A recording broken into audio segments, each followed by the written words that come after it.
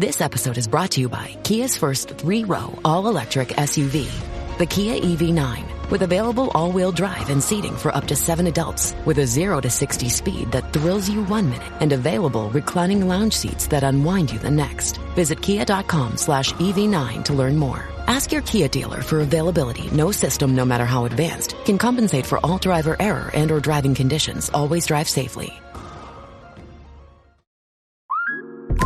Between the kids being home and hosting, everything in our house gets used up in summer. With Instacart, I can save money by stocking up on all my favorite summer brands. I save time by getting everything delivered in as fast as an hour. And I save myself a sink full of dirty dishes by stocking up on paper plates for the annual summer cookout. Save more on summer essentials? Spend more time enjoying summer. Add summer to cart. Download the app to get free delivery on your first 3 orders. Offer valid for a limited time. Minimum $10 per order. Additional terms apply.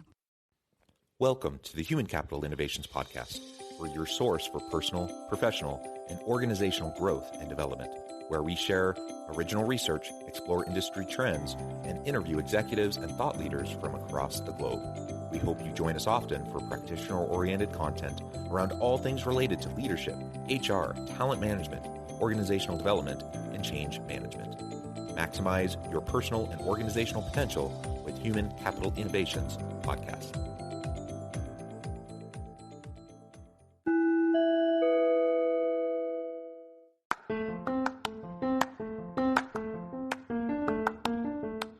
If you enjoy the Human Capital Innovations Podcast, enjoy ad-free listening by going to the Patreon page, and please consider contributing even at the producer or sponsorship level.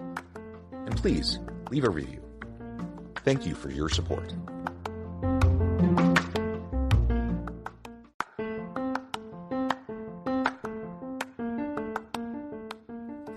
Welcome to the Human Capital Innovations Podcast. In this HCI podcast episode, I talk with Jack McGuinness about his recent book, Building Great Leadership Teams.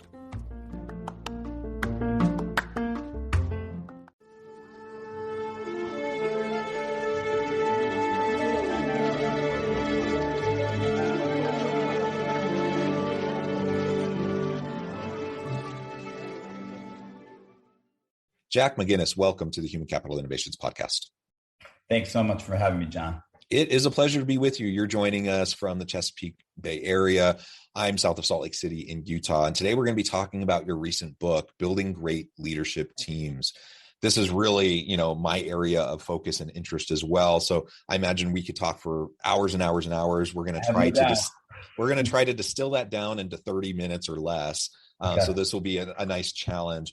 Before we get started, I wanted to share Jack's bio with everybody. Jack McGuinness is co-founder of Relationship Impact, a consulting firm focused on working with CEOs to unleash the full potential of their leadership teams. His experience as a management consultant, CEO of a contract packaging company, and co-founder of RI influences his efforts to help organizations build great leadership teams. I love that. Anything else you would like to share with listeners by way of your background or personal context before we dive on in further?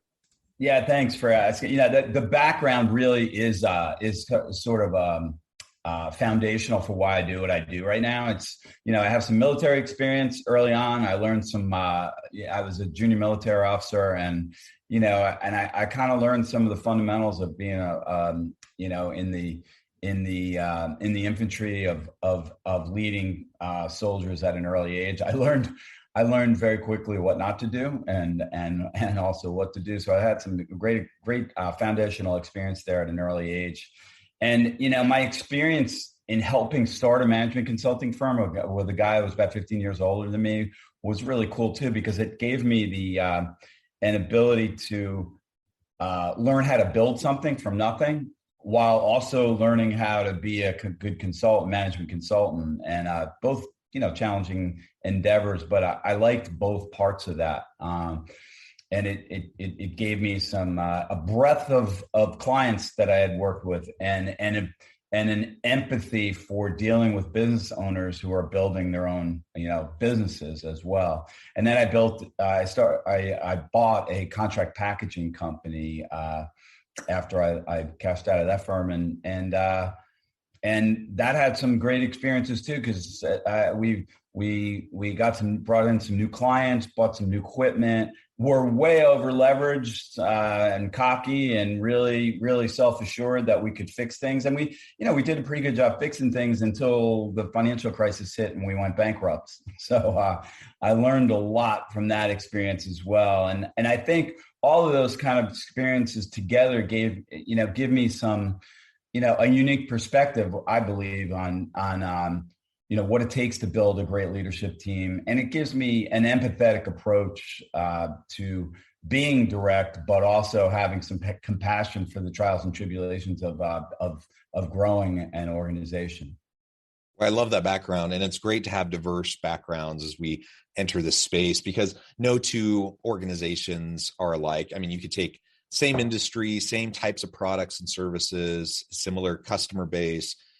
You could list off all the similarities between two organizations, but the reality is every organization is unique because there are a different combination of people and interpersonal dynamics and organizational systems and structures. And all of that leads to, just the need for us to be flexible and adaptable in our leadership approach. So there's no one size fits all to this, as much as, some would try to suggest or claim.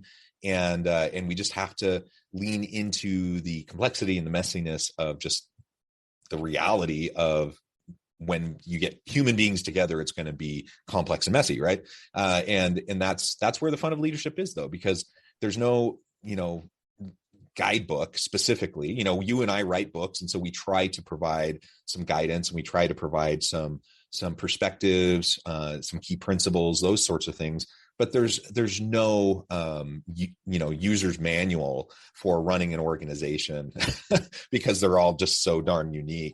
I agree. It's the reason when I was doing some just due diligence on you, I was struck by your book, Blue Indigo Leadership, and the caption on there or the write up in the back of the book is really powerful. It's just like there's no one size fits all, and it's really about principles, and that's why I bought it.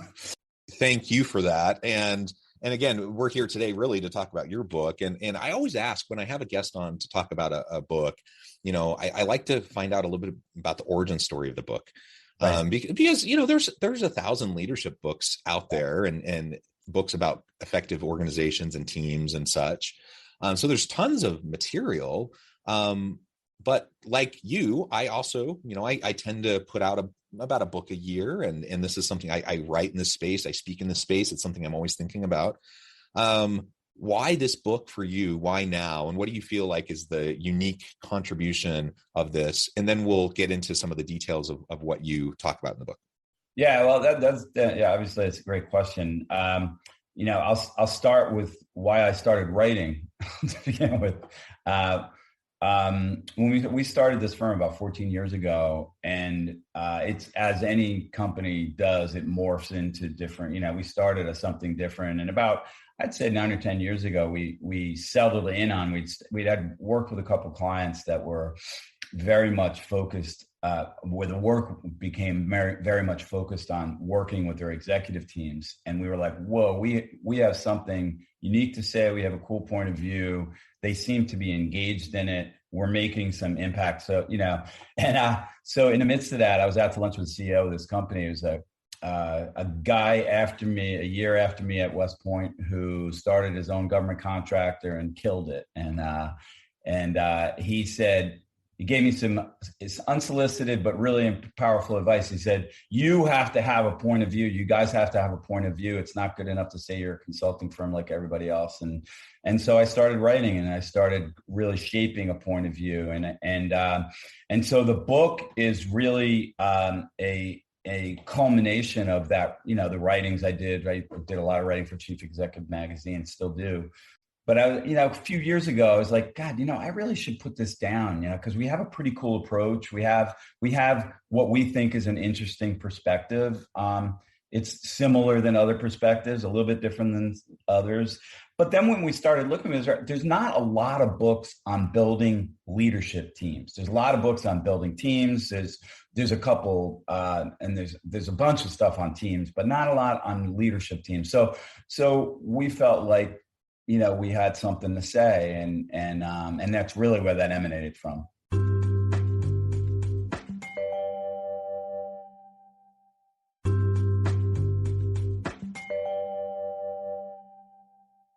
Yeah, well, and can I just put a fine point on that? Yeah. It's important to have that distinction of leadership teams. Do principles of good, effective teams apply to leadership teams? In many cases, yes, right?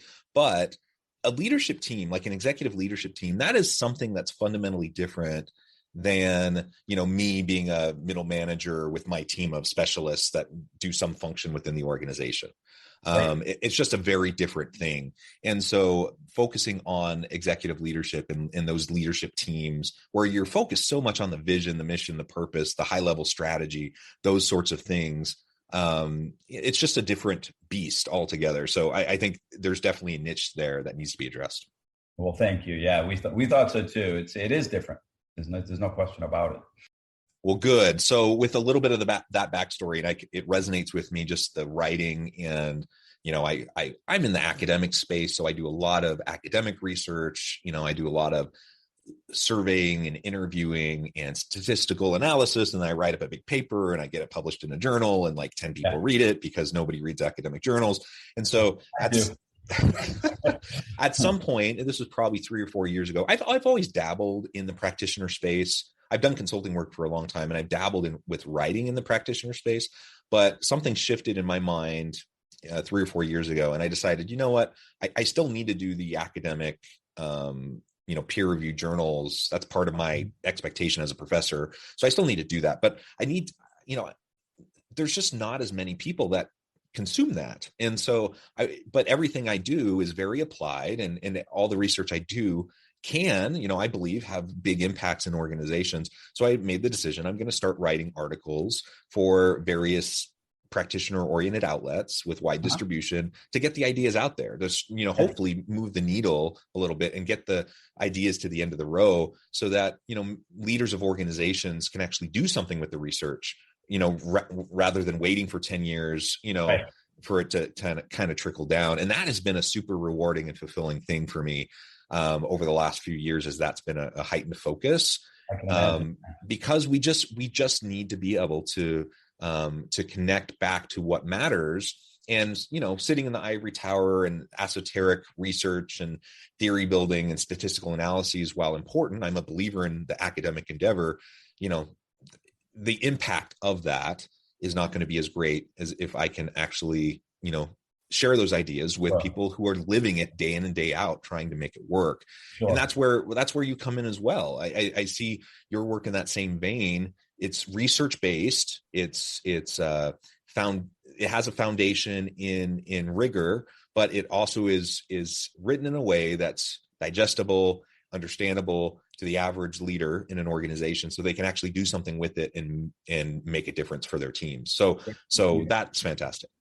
Thank you. Yeah, we believe that too. I really do, and it's been good. I mean, it was launched on Amazon on the 14th of June, and got some good traction right away. And so it's been a good experience, getting a lot of good feedback and stuff. A lot of kidding from my friends, of course. But yeah, very good. All right, so let's dive in. Sure. What are some of those? I mean, obviously, we can't talk about everything in this interview, but what are some of the highlights, some of those key takeaways that you would hope anyone who picks up your book, that they spend a dedicated amount of time to read through it? What do you hope that they take away that they'll remember 5 years from now? Yeah, so I think there's 3 things that to take away, and you stole my thunder a little bit on the first one, is that leadership teams are just different. They're being on a leadership team is different than running a functional unit, right?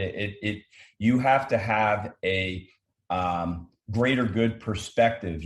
To be a great leadership team member, you have to take the perspective of the organization now, not just your function. And oftentimes you have to put your organization ahead of your functional responsibilities. And that, most of the time those things go hand in hand, but sometimes they don't. Reprioritization, for example, distribution of resource or allocation of resources. Those things are what we see is a lot of fiefdoms, like people protecting their own versus thinking about things from an organization-wide perspective and what's good now and in the future for organizations. So we believe, and that's just one thing that distinguishes, leadership teams for other teams, but it's a really powerful one. So I think, the fact that leadership teams are different, and that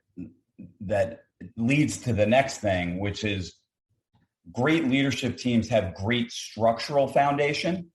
And structural foundation are things like, do you have the right people with the right mindset on the team? Do they have that greater good mentality? Do they have an ability to have foresight and think about more than just today or the next 3 months, but also future facing, for example? So that's one structural. Another structural element is actually stepping back and saying, how do we want to operate this team? What are the principles we want to guide this team by? How are we going to talk to each other? How are we going to talk to each other in the room? How are we going to deal with disagreement in this room? How are we going to deal with making critical decisions for the good of the organization? Another important structural thing is what is it that the 6, 7, 8, 9, 5 of us are supposed to be doing, working on together, rather than just as functional leaders? We all have our functional assignments, the head of sales, the CFO, but there are important cross-cutting organizational initiatives that are the responsibility of a good leadership team. Acquisition is one of those. We have a customer concentration problem. That's not just one department, that's the organization's challenge. So the leadership team is focused on that. So having a good structural foundation is really, really important. What we find is that most organizations just throw a group of leaders together and call it a team, and then have report out sessions to the CEO. And that can work, but we don't believe it is it's taking advantage or leveraging the capabilities of the collective wisdom of the leadership team. So that's number 2. So good structure is another thing. Yeah.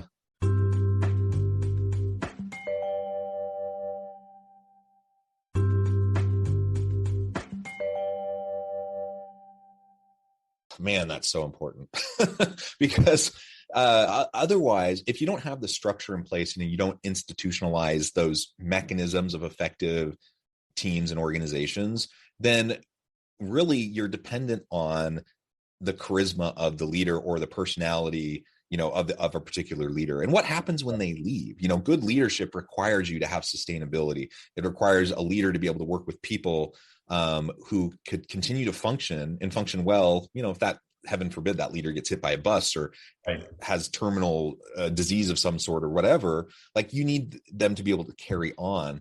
And so many organizations just don't have that. And so they're so reliant on that individual, that personality. They don't have the institutionalized systems, structures, the processes, practices, procedures. You mentioned some of those cultural elements that are so essential, just in terms of like, what are the norms and behaviors around how we communicate with each other, how we hold each other accountable. I'm doing some work with an organization right now, and my goodness, they're a hot mess. like their leadership team, like they it devolves into screaming matches. They just are not on the same page on basic things. It is a mess. And you really can't do anything to fix that until you get back to the basics of just like, how do we communicate in a civil way so that we can make some progress? So I just cannot, overemphasize the importance of what you just said to having any effective team, any effective organization, but particularly for a leadership team where you have highly experienced, highly skilled, often highly confident individuals, and they can butt heads. And unless you have those systems in place, it's going to be a big, big problem. Yeah. And I think you hit it on the head, so it's leadership teams are different. It requires stepping back and making sure we talk about what we want our leadership team to look like and do.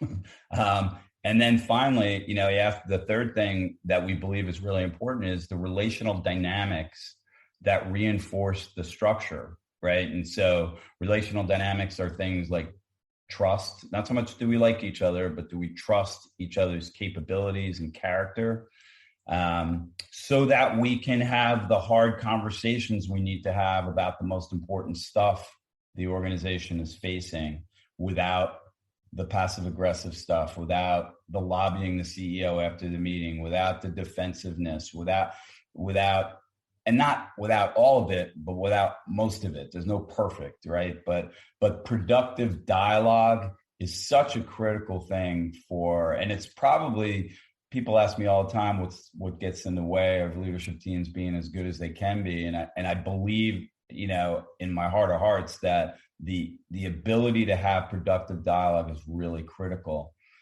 And, ultimately the journey we take the organizations, the leadership teams we work with through, is to get them to a place where they can actually hold each other accountable without just the CEO in the room. And that requires trust. It requires the ability to have tough conversations without all the scarring. And because there's too much going on, there's too much for any one person to know. So effective teams can be real strong accelerators for any organization.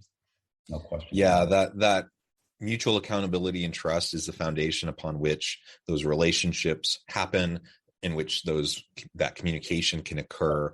If we don't have that mutual accountability and trust, then we're just going to be spinning our wheels. We're not going to be accomplishing much, and we're going to be super frustrated with each other. And we can't have those healthy relationships without it. I mean, every relationship, every healthy relationship is built upon a foundation of trust.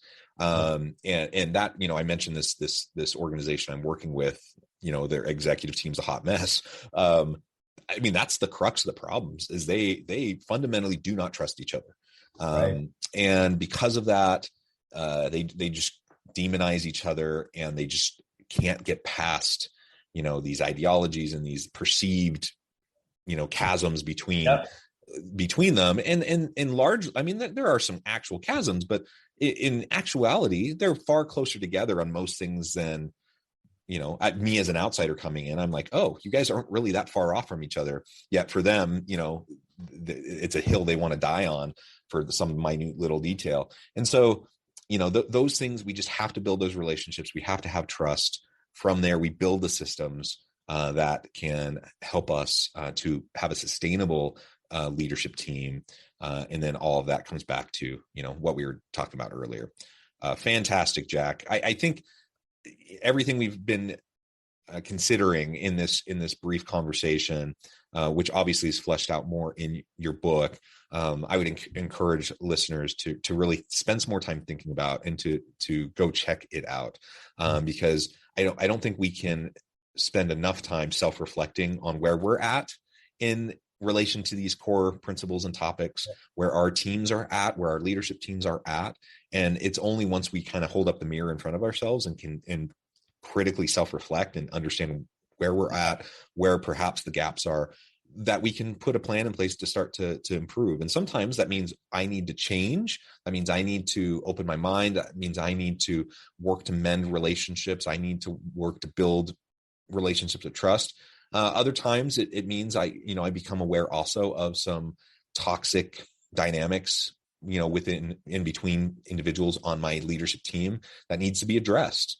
And sometimes that means you need to replace people. I like to try to work things out whenever possible, but sometimes you need to have a shift, who's sitting on the seats on the bus. And so let's just be thoughtful about that. And as we do that, I think we'll have better, more sustainable organizations where people feel empowered, where they have meaning and purpose, and where they can contribute in their best, most authentic way. Well, Jack, it has been a pleasure. I know at the time I'm going to have to let you go here in just a minute, but before we wrap up, I just wanted to give you a chance to share with listeners how they can connect with you, share where they can find your book, and anything else you would like to share with listeners. And then and then the final word on the topic for today. Sure. So you can find my book. I have a book site called greatleadershipteambook.com. It's also on Amazon. If you just look up Great Leadership Teams, Building Great Leadership Teams. And my website is relationship-impact.com. both are ways to access the book. And Jonathan, I really appreciate your the opportunity to talk. And I guess the last word I would say is that the structural and relational dynamics are inextricably linked. If you have bad structure, it can lead to misunderstanding and bad relational dynamics. And then you try to evolve the structure and people don't trust it. So it's hard. It makes it harder. So it's sort of a vicious cycle. So step back, take a look. And you don't necessarily need a consultant, but you do, you can't just throw people together. Yeah. Well said. Jack, it's been a pleasure. I encourage listeners to reach out, get connected, find out more about what Jack and his team can do for you. Check out the book. And as always, I hope everyone can stay healthy and safe, that you can find meaning and purpose at work each and every day. And I hope you all have a great week. Do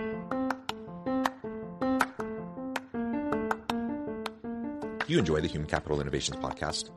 Enjoy ad-free listening by going to the Patreon page. And please consider contributing even at the producer or sponsorship level. And please leave a review. Thank you for your support.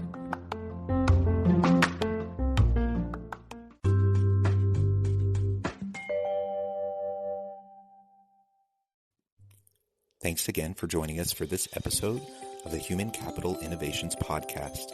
I hope you stay healthy and safe and that you have a great week.